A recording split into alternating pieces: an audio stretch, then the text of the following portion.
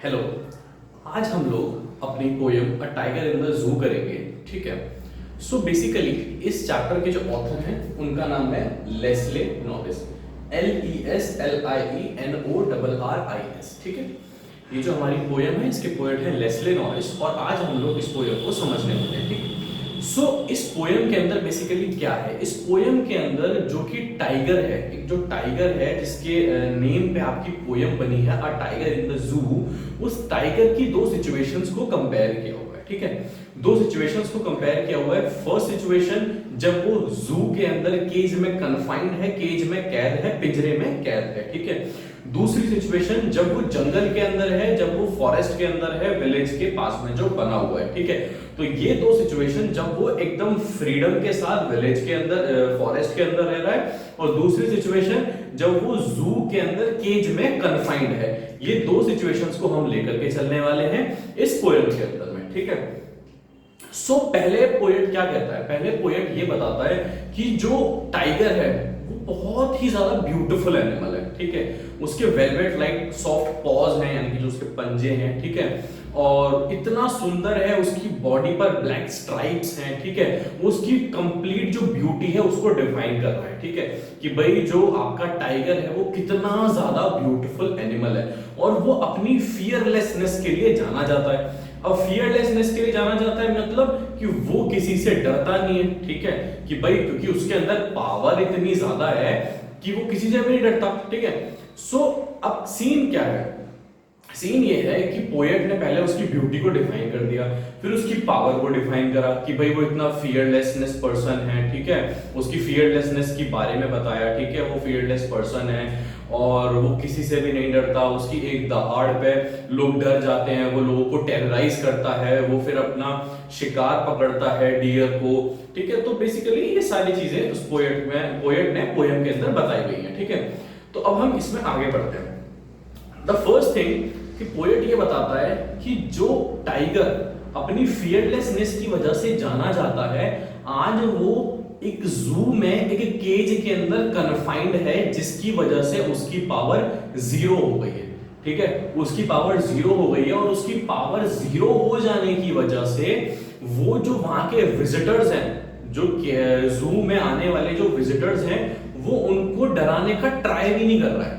और वो डराने का ट्राई भी क्यों नहीं कर रहा है कि उसको पता है कि मैं इनको डरा ही नहीं पाऊंगा, बिकॉज मैं तो यहाँ पर कैद हूं। ठीक। पहली सिचुएशन ये हो गई when tiger is in the जू। दूसरी सिचुएशन क्या है, अच्छा जब वो जू के अंदर है तो एक चीज और कि जू के अंदर उसकी लाइफ क्या बन चुकी है, जू के अंदर उसकी लाइफ से इतनी बन चुकी है कि वो यहां से लेकर ऐसे बस घूमता है, फिर इस वॉल से लेकर इस वॉल तक अपना बस चला जाता है, फिर दोबारा यहां से यहां आ जाता है। बस उसकी लाइफ इतनी बन चुकी है कि वो बस अपने केज के अंदर ही घूमता रहता है और आने वाले जो विजिटर्स हैं उनको बस देखता रहता है। इतनी सी लाइफ है उसकी। ठीक है। अभी दूसरी तरफ आ जाते हैं, जब टाइगर अपना जू के अंदर है, जब टाइगर अपना विलेज के अंदर है। ठीक है। जब टाइगर अपना विलेज के अंदर है तब वो क्या कर रहा है, तब पोएट ये बताता है कि अगर टाइगर विलेज में फॉरेस्ट के अंदर अगर होता तो जो फॉरेस्ट के नियर बाय विलेजेस हैं वो उनको डरा रहा होता। ठीक है। किस तरीके से कि वो विलेज बाउंड्रीज पर जाता और विलेज बाउंड्रीज पर जाकर के वहां दहाड़ता, विलेजर्स को डराता। ठीक है। उनको टेरराइज करता और वहां पर जो जंगल के अंदर वाटर पॉन्ड होता वहां पर वो झाड़ियों में छुप करके, टॉल ग्रास के पीछे छुप करके वहां पे जो हिरण, जो डियर है, वो वहां जो पानी पीने आएंगे उनका शिकार करता। ये करता वो जब वो फॉरेस्ट के अंदर होता। ठीक है। तो जब वो फॉरेस्ट के अंदर होता तो वो ये सब करता, जब वो जू के अंदर होता तो ये सब करता। आपने दोनों ही सिचुएशंस को आपस में कंपेयर करके देख लिया। ठीक है। हमने दोनों सिचुएशंस के बारे में बात कर ली कि when tiger is in the जू and when tiger is in the forest. जू में है तो कुछ नहीं, बस यहां से वहां, यहां से वहां, यहां से वहां अपने केज के अंदर ही बस घूम सकता है और विजिटर्स को देख सकता है और पावरलेस बन चुका है। पोएट ने उसको दो वर्ड से डिफाइन किया है, powerless and agonised. Powerless and agonised. ठीक है। ये दो वर्ड का मीनिंग होता है कंप्लीटली जो है ना पावरलेस, कि भाई उसको मतलब उसके पास किसी चीज की क्षमता ही नहीं, उसकी शक्ति खत्म हो चुकी है, शक्तिहीन। ठीक है। तो वो बन चुका है। अभी फॉरेस्ट में है तो फॉरेस्ट में कंप्लीटली पावरफुल पर्सन है, पावरफुल एनिमल बन चुका है वो, ठीक है, विलेजर्स को डरा रहा है, और जो टॉल ग्रास है उसके पीछे छुप करके डियर को हंट भी कर रहा है, ठीक है, बेसिकली उनका शिकार भी कर रहा है। तो ये चीजें हैं जो कि इस पोएट में पोयम के अंदर पोएट ने बताई हैं कि when tiger is in the जू and when tiger is in the forest.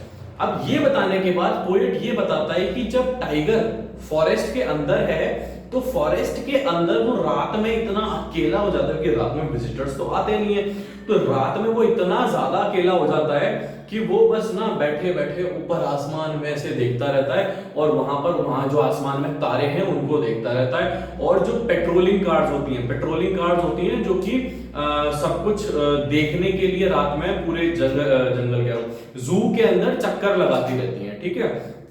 Patrolling cars आप लोगों को पता है, जैसे पुलिस पेट्रोलिंग करती है रात में, उसी तरीके से पेट्रोलिंग कार्स होती है, तो उनका जो सायरन होता है, उनकी जो वॉइस है, उनकी जो आवाज है, ठीक है, वो सुनता रहता है, और रात में बैठा बैठा आसमान के अंदर तारे देखता रहता है, क्योंकि वो इतना ज्यादा अकेला हो जाता है कि ना तो आसपास कोई है, ना विजिटर्स आ रहे हैं, तो उसको बहुत ज्यादा उस चीज में प्रॉब्लम आती है। तो बस बेसिकली इस पोएम के अंदर पोएट ने सिर्फ इतना ही बताया है कि what is the condition of a tiger in the zoo as compare to when the tiger is in the forest, ठीक है। इसीलिए इस पोएम का नाम पड़ा है a tiger in the zoo. Clear? अब इसकी समरी कर लेते हैं, ठीक है।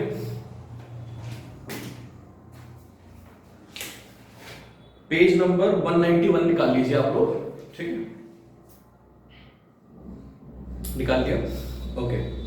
So the poem begins with a description of a tiger that is very beautiful and is walking in his little cage. ये पोयम की शुरुआत हो रही है टाइगर की डिस्क्रिप्शन से, जो कि बहुत ज्यादा ब्यूटीफुल है और एक छोटे से केज के अंदर चल रहा है। उसके ऊपर उसके पास बहुत ब्यूटीफुल स्ट्राइप्स हैं उसकी स्किन के ऊपर, एंड उसके जो पॉज हैं, जो उसके पंजे हैं, has velvet like soft pause, बहुत ज्यादा सॉफ्ट है। But the tiger is not happy and is quite angry about being confined in the cage. लेकिन जो टाइगर है वो बहुत ज्यादा गुस्सा है और वो खुश नहीं है, क्योंकि वो केज के अंदर बंधा हुआ है, confined है। The poet says that if the tiger was not confined to the zoo cage, he would have been hiding himself behind the long grass near some water body in order to catch its prey, that is the deer. Poet ये कहता है कि अगर tiger इस जू के अंदर confined नहीं होता तो वो जरूर किसी लॉन्ग ग्रास के पीछे छुप करके किसी हिरण का शिकार कर रहा होता। Also he would have terrorized the residents of the villages around the forest area, और वो उन सभी लोगों को जो आसपास के जंगल के आसपास के गांव के अंदर जो लोग रहते हैं उनको भी जरूर डरा रहा होता। लेकिन जो रियलिटी है वो टोटली ऑपोजिट है। वो केज के अंदर बंधा हुआ है जो कि एक बहुत स्ट्रॉन्ग मटेरियल से बना हुआ है, और टाइगर वहां पर कंप्लीटली हेल्पलेस है। He could not show his power to the visitors. वो अपनी पावर विजिटर्स को नहीं दिखा सकता। Therefore never tried to terrorize them. इसलिए वो कभी उनको डराने की कोशिश भी नहीं कर रहा।